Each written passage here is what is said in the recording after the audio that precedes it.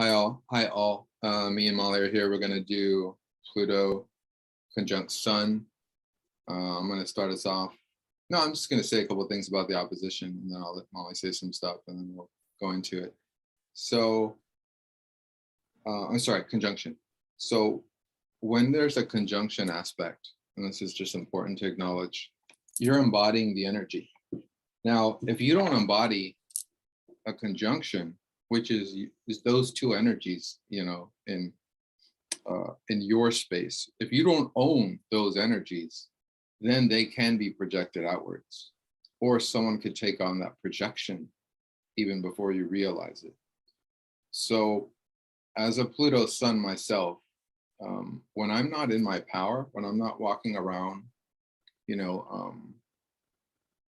having gazing battles, with people, and just holding my reserve of power, then people will seek to do that to me.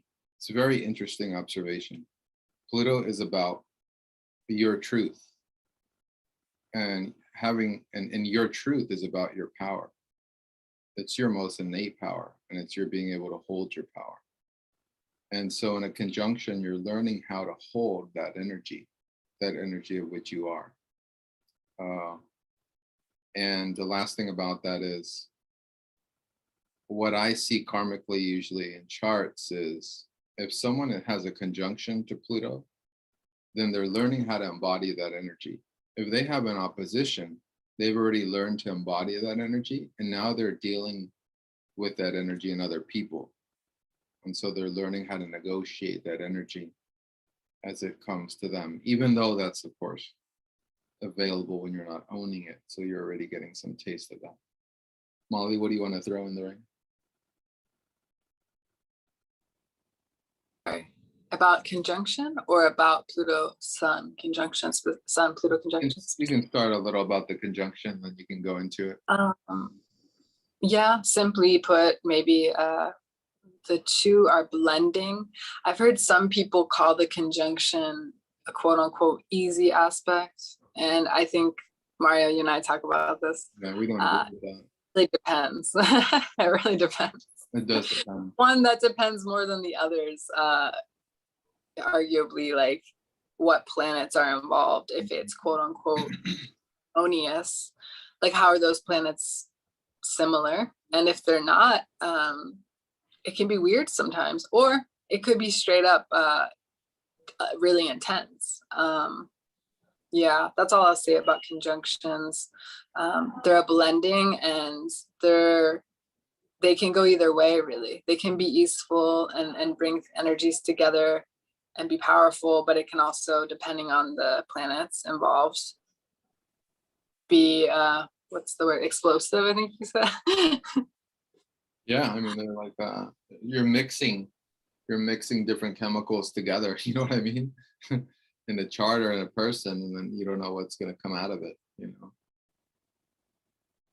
There's a lot of factors to take into account.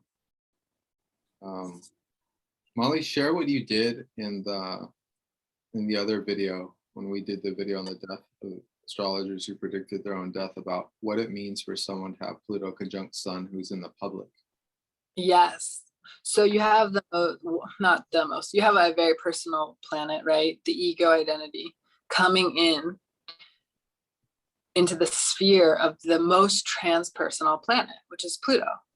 It's the most transpersonal because it's the slowest moving. And so this is truly a generational planet. So when people have their identity mixing with the planet that represents that generation and that period of time, if you will, it tends to bring people into power, right? Pluto is power in some way, and usually because they can relate to large groups of people. So some of it is driven perhaps even by their own ego's desire, subconscious or conscious, to have power. But you just notice it in the charts of people who have a pretty big sphere of influence. What I find, like well-known astrologers who really made like a mark, or people who are at the forefront pioneering certain new ideas, teachers, who are like well-known in their area of expertise. Yeah, just well-known figures. You see it a lot. Some aspect of Pluto and the sun, usually the conjunction, opposition. Yeah, thanks for that. Thanks for that. That's great. I mean, that's The tighter orb, sorry, I just want to include that because Pluto's transpersonal, it needs to be arguably like a 1, 2 to maybe 5-degree orb. I would say definitely the orb is always more powerful the smaller it is. But you know, an aspect is an aspect, and it'll just be weaker and weaker the farther out it is. But it'll go up to 13, 14 degrees in some cases, as I have observed. But you know, of course, it'll be way less impactful, right?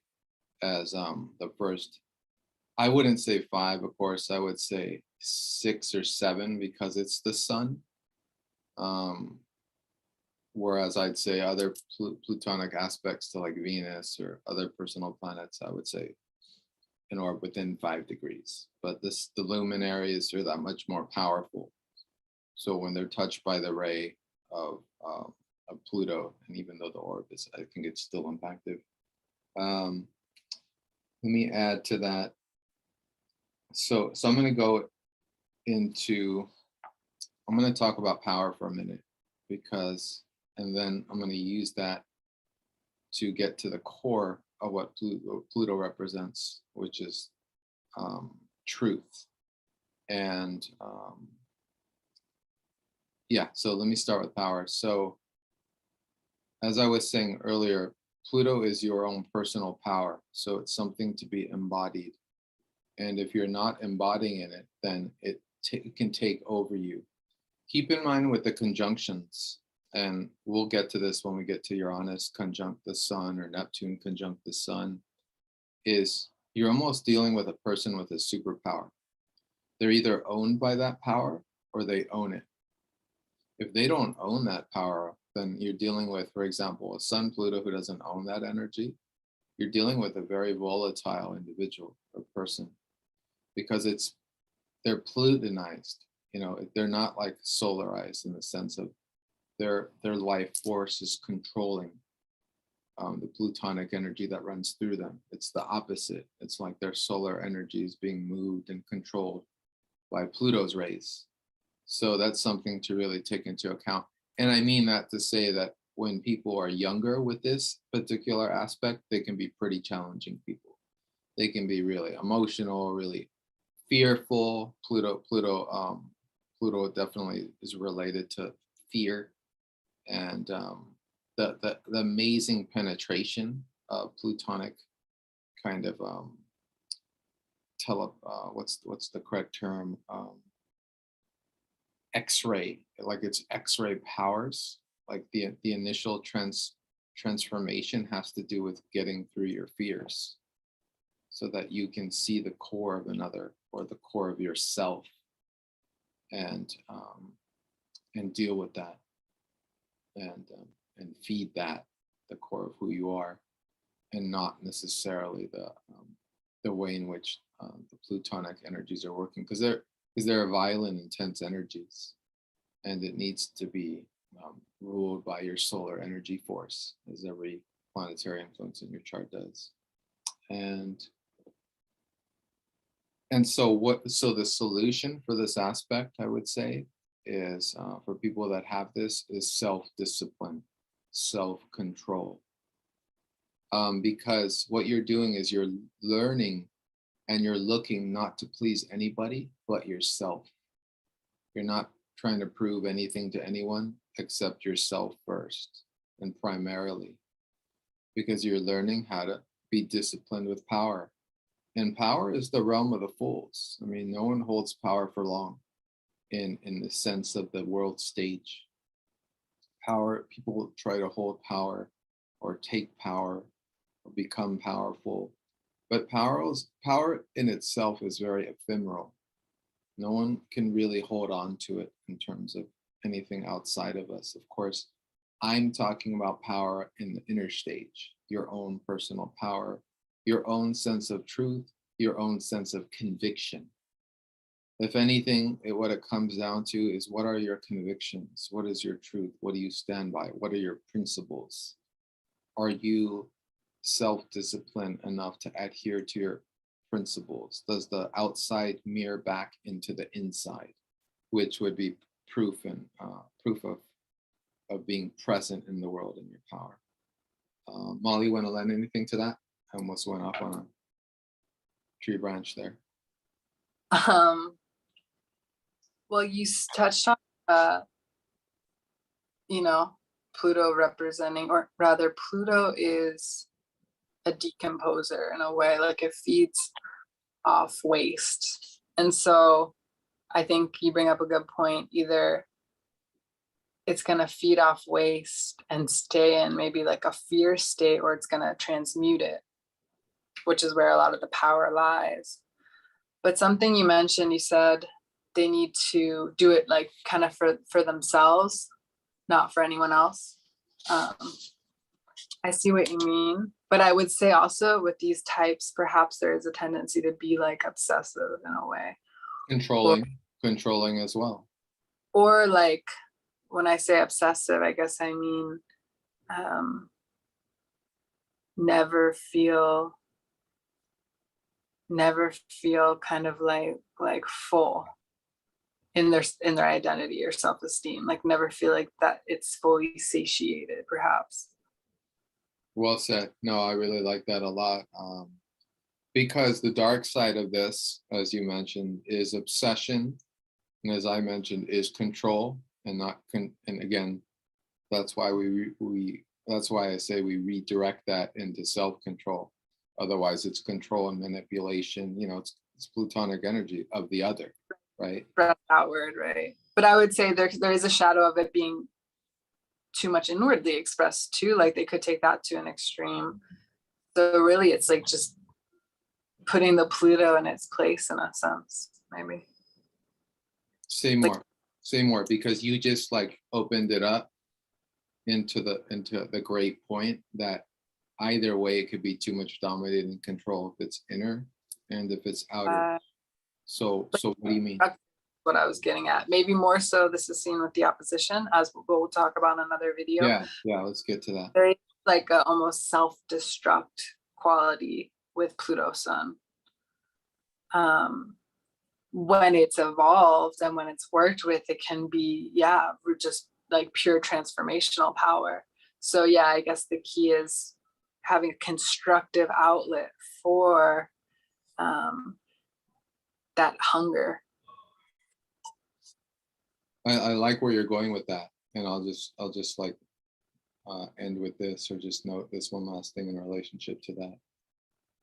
Holding plutonic energy, in such a place as right next to a luminary, is you're almost on the edge all the time. You're always on the ledge, and so there almost needs to be some kind of self-control, because at any moment you can be pushed off that ledge, because it's such a volatile energy. And so yeah, great points, and we'll expand on that. Unless you want to add another thing, we'll expand on that when we do that position. I think in its positive manifestations, it gives a lot of depth when we see personal planets with Pluto. It's not surface level at all. And yeah, you're taking something that shines so bright, the sun, and bringing it into the orb with this planet that a lot of the times is associated with the dark or the unseen, being so far out in the solar system. So it's almost like, I don't know if you agree with this, but it's almost like being born around an eclipse, you could argue. That's amazing that you said that. That's something that's been hovering in my consciousness off and on. That whole idea that Pluto represents an eclipse, meaning to say it represents like the black sun of the underworld. And it represents and I was telling you last time we chatted about this, or something similar, like I almost get to some point where I want to identify people in my life and people I know as just like the children of Pluto. You know what I mean? Like people that live, in the world. Say that again. You could just kind of state they're plutonic. They're running that energy. I love it more though, like seeing it visually is like people who live in the underworld and are trying to get to some sunlight, you know, because they live in such a dark realm. They're working on that energy, you know. That's where I wanted to maybe just add a few things, because as someone who doesn't have Pluto near my luminaries, luckily, in any stressful aspect, not luckily, there's great power to that too. But I want to speak as an outsider. I have my own Pluto stuff, but it's not with my sun. I would say a medicine for people with Sun conjunct Pluto could be lightening up, literally, like playing, like laughing, lightening up, because I think it can get heavy to be in that work all the time, right?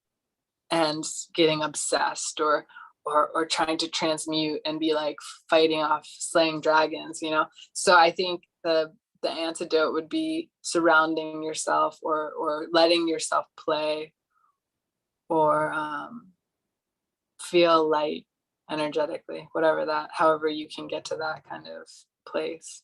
That's beautifully said. I'll say it in another world. I'll say it in another way. Learn to live the experiences of your life as opposed to controlling them. You know, that's almost one way of seeing it. You know, a lot of like plutonic energy is like there's so much fear that instead of living their lives, they just control their lives. They need to surrender perhaps more. Let them allow themselves to surrender sometimes. Work through the fear, yeah, and surrender to their own power in such a way that they can like let it flow. Wow. Yeah, to just know they possess that, and they don't have to try maybe so hard. It's already a part of their aura and who they are. All right, so thanks. We'll be Cool. back with another.